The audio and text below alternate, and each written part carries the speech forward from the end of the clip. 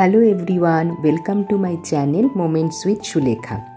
তো আজকে আবার বেরিয়ে পড়েছি। এই যে আমার পিসির সাথে আমি বেরিয়ে পড়েছি। এই পিসিকে তোমরা আগেও দেখিয়েছো যখন আমি খিদিরপুরের ওই পুরীর জগন্নাথ মন্দিরটায় গেছিলাম, তো ওখানে পিসি আমার সাথে গেছিলো। তো আজকে পিসির সাথে আবার বেরিয়ে পড়েছি একটা মন্দিরই দেখতে। তো এইটা হচ্ছে নিউ টাউনে যে জগন্নাথ মন্দিরটা হয়েছে, আবার সেই জগন্নাথ মন্দিরেই যাচ্ছি। তো তোমরা যে কোনো বাসে নিউ টাউনে বিশ্ববাংলা গেটের ওখানটায় নামতে পারো, নেমে ওখান থেকে অটো করে হাজিরার মোড় বলে একটা জায়গা আছে, সেখানে একটু ভেতরে যেতে হয়, বা অনেক সময় বাসও যায় ডাইরেক্ট। সেই বাসে নেমে বাসে নামলে একটু হাঁটতে হবে, আর অটোতে গেলে একদম সামনে এই যে মন্দিরটা চলে এসেছি। দেখো বিশাল জায়গা জুড়ে মন্দিরটা করা হয়েছে। এই মন্দিরটা খুব একটা বেশি দিন হয়নি, ওই 1 বছরের মতো। তো একদম সুন্দর, দেখো জায়গাটা কত সুন্দর, বড় জায়গা জুড়ে এই মন্দিরটা করা হয়েছে। তো আজকে ওই মন্দিরটাই আমি আর পিসি দেখতে গেছিলাম। মন্দিরের চারপাশে বিভিন্ন ধরনের দেবদেবীর ছবি দেওয়া আছে। সমুদ্র মন্থনের যে ব্যাপারটা সেটা ভালো করে দেখানো আছে এই মন্দিরটায়। তো ওটাই আমি একটু দেখানো তোমাদের চেষ্টা করছি। যেহেতু আমি রথের সময় গেছিলাম, তো ওই সময় জগন্নাথ দেব এই জায়গাটায় বসেন, জগন্নাথ দেব, বলরাম দেব আর সুভদ্রা দেবী। তো ওনারা ছিলেন না, ওনারা মাসির বাড়ি গেছিলেন। আমি ওই সোজা রথ আর উল্টো রথের মাঝখানে গেছিলাম। আর এই এক পাশে রাম, সীতা, লক্ষ্মণের একটা মূর্তি আছে, আরেকটা দিকে আছে হচ্ছে হনুমানজি, বজরংবলীর মূর্তি। তো আমি আর এইটা হচ্ছে চারপাশের মন্দিরটা। এই যে দেখো মন্দিরটাকে দেখাচ্ছি, চারপাশটা বিভিন্ন ধরনের দেবদেবীর করে সুন্দর করে সাজানো আছে মন্দিরটা। তো খুবই ভালো লাগছে মন্দিরে। তো এরকম মন্দিরে গেলে এরকম টিকা ওনারা পরিয়ে দেন, তিলক করে দেন। তো এবার আমি মন্দির থেকে বেরিয়ে আমরা যাচ্ছি যেখানে জগন্নাথ দেব মাসির বাড়ি যেটা করা হয়েছে, সেই মাসির বাড়িতে আমরা এখন যাচ্ছি। যেহেতু মন্দিরে তো এখন ঠাকুর নেই, উনি মাসির বাড়ি গেছেন। আমি সোজা রথ আর উল্টো রথের মাঝখানে যেহেতু গেছিলাম, তো আমরা এখন চলেছি সেই মাসির বাড়িতে জগন্নাথ দেবের দর্শনটা করতে।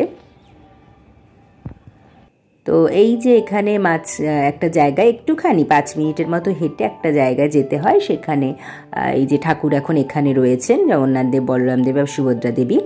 একটাই মাসির বাড়ি করা হয়েছে। তো এখানে রোজ পুজো আচ্ছা করা হয়, কত সুন্দর করে সাজানো হয়েছে দেখো। তো এখানে আমরা কিছুটা পুজো টুজো দেখে তো আমরা এলাম। তো এই পিসি দেখছে পুজোটা। তো এখানে কিছুটা আমরা সময় কাটিয়ে এই পাশেই একটা এরকম হর পার্বতীর মন্দির আছে, তো ওখানেও আমরা কিছু দেখলাম।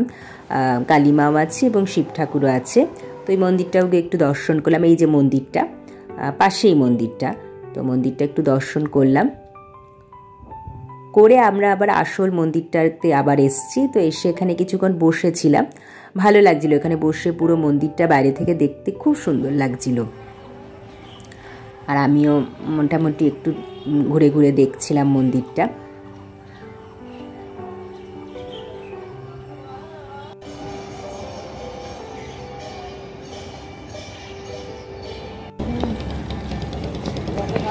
এই জগন্নাথ মন্দির চলো, জগন্নাথ মন্দির চলো। কিন্তু মন্দিরটা কিন্তু ভারী সুন্দর করেছে। হ্যাঁ, মন্দিরটা খুব সুন্দর, খুব সুন্দর করেছে, খুব সুন্দর করে অনেকক্ষণ অনেক নিয়েই মন্দিরটাকে করা হয়েছে, তো অনেক দিন ধরে। তো খুবই ভালো লাগছে। আর আমি কানে আজকে জগন্নাথ দেবীর এরকম একটা কানের দুল পরে গেছিলাম, ইয়াররিংস। এটা কাকিমা আমাকে দিয়েছে, এক কাকিমা পুরী থেকে এনে।